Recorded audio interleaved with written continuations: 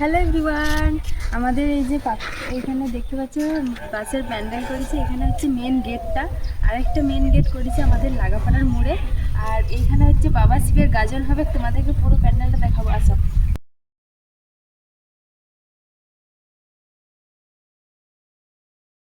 এই নিয়ে আমাদের এই পাক্তরে বাবা শিবের গাজন 4 বছর হবে, মানে 3 বছর হয়ে গেছে, এই বছরটা 4 বছর হচ্ছে, 4 বছর নিয়ে। আর এই যে ওইখানে হচ্ছে বাবা শিবের মন্দির।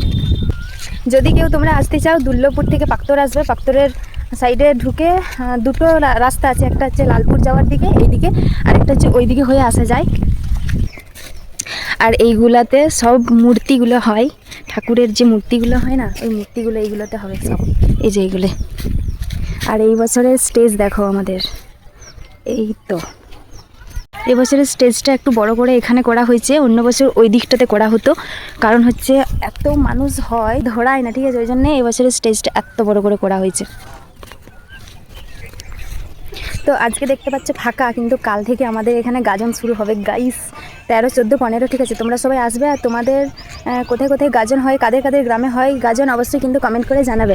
আর এই হচ্ছে বাবা শিবের মন্দির, বাবা শিবের মন্দির।